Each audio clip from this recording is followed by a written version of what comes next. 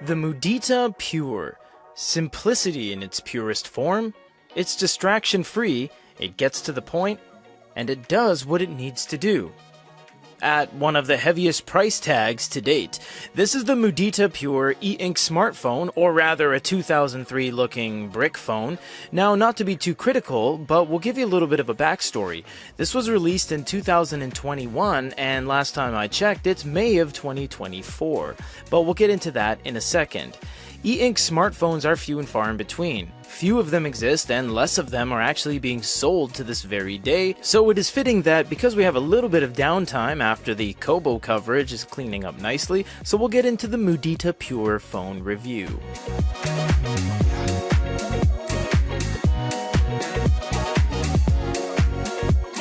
Let's check out the design, shall we? And you know what? The shot list today says A-roll device overview. You know what? I think I can finally do this whole thing because there's not much to it. So let's see what we got. We have a flush screen and bezel here. The screen is decently sunken. You can see by that shadow on the side, this thing's way down there. It's got to be 2 millimeters deeper than the actual front fascia. You have an earpiece over there, you have a microphone there, and you have speakers at the bottom, along with a USB-C, a 3.5mm headphone jack, a SIM card tray on the side, volume up and down. I believe that's lock button, and then you have a power up top. Really cool is that the back is removable and replaceable. Something that is removable is, by extension, replaceable. Whoops. Now we also have a replaceable battery. You can swap this out. It's got a positive and negative pin at the bottom. Do not remove this protective sticker. This is for maintenance only, but you actually can replace the backings. And this is, funnily enough, the only place on the entire phone where it actually says Mudita outside of the battery, because the whole device is so minimalist that it doesn't even say the name of the company, which is pretty interesting. Now we have a keypad 1 through 0 with a \#, and then we have a star. We also have a text enlarger, which goes from small font to capitalization. We also have these two keys that will correspond to different things right there. Now let us unlock this, and I think we have to press that because we didn't start a key, and let's get through this together. We have no SIM card in here because the only thing a SIM card will do is allow you to make a call, and they do say thank you for purchasing this and staying offline, choosing to go offline in a world of unlimited access, etc., etc. So we'll abide by that, appreciate it, and stay offline. We should also mention that this phone was, as we said, heavily delayed in the industry. Actually, we waited 3 years for this to come out, and now it's just too little too late. We're past the point of this being kind of relevant nowadays. We've seen a lot of phones like the Docomo Kyocera, and we've seen the Lite phone just kind of come and go, crash and burn. So we kind of feel like this is the exact same thing. But let's go over what we have. Let's go to the settings first and work our way back. We have Bluetooth, which is really nice because that allows you to wear headsets and stuff like that. You have network, which is going to be SIM cards only. There's no Wi-Fi on this. You have display and keypad. Display light's really cool. You actually have a front light, which I'm very pleased to see because some simplistic units actually don't have that. You have automatic and normal. We'll leave it off because it just kind of looks better with it off right now. You can change your wallpaper, Mudita logo, clock, and quotes. And this is really cool, keypad light, because obviously if this is, well, if it's dark out, you won't be able to see it. So the keypads actually light up. That's a really nice touch. And you have input language. You have English, Spanish, French, Polish, etc. A couple languages there, and beta dark mode, which flips everything. I'm not sure why they have it in beta. I guess they just don't want to swear by it and say, hey, it's ready to go, but you can invert the colors, which is kind of cool. Phone modes, you have do not disturb, offline, and that is it.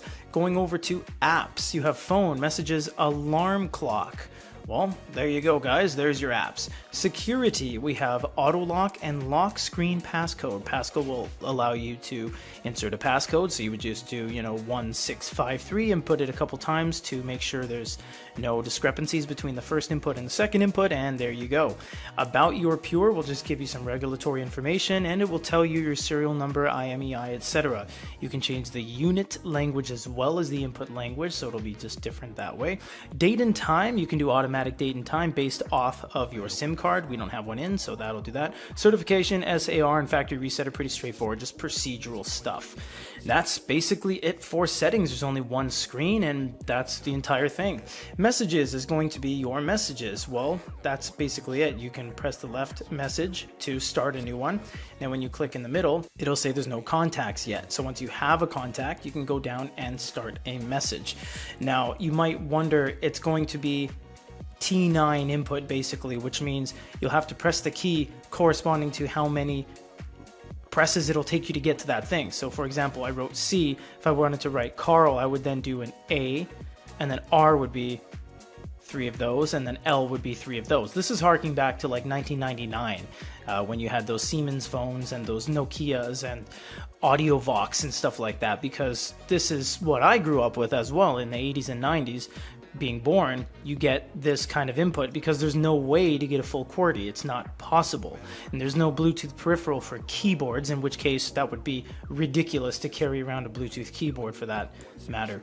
So you also have contacts. You can add all of your contacts via there, pretty straightforward. And calls is calls. You can just make a call, or you can start typing on the keyboard here, the keys, when you're on the home screen.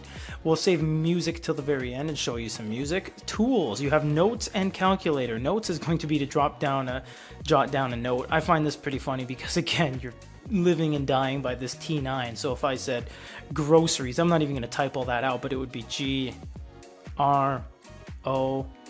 You get the idea. It gets daunting to have to abide by that style of input, but that's all you have.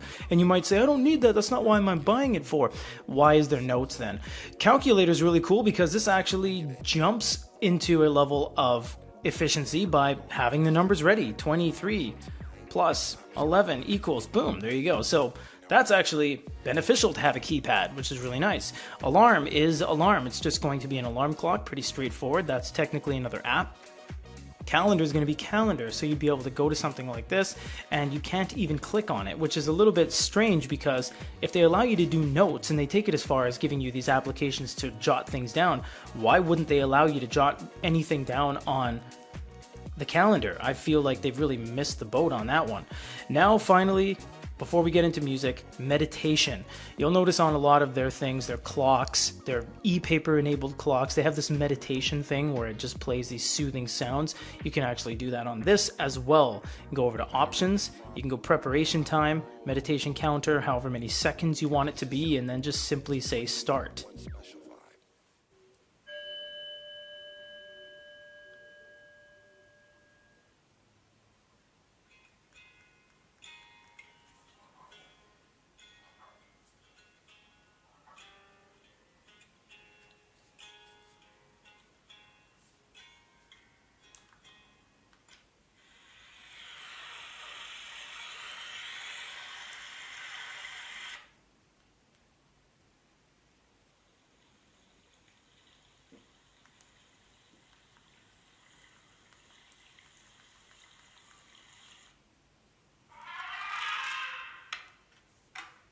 We've had thermometers that have louder speakers than this. This was an absolutely mouse whisper of a sound decibel level coming from this speaker. That was incredibly quiet. Very, very, very quiet. That was full blast on the included songs. That was very surprising. I thought the amount of things they don't have in here, like camera sensors, shake sensors, gyroscopes, accelerometers, they'd have room for a bigger speaker given how thick it is as well. And they missed the mark on that tenfold. That was crazy quiet. Very, very quiet on that one.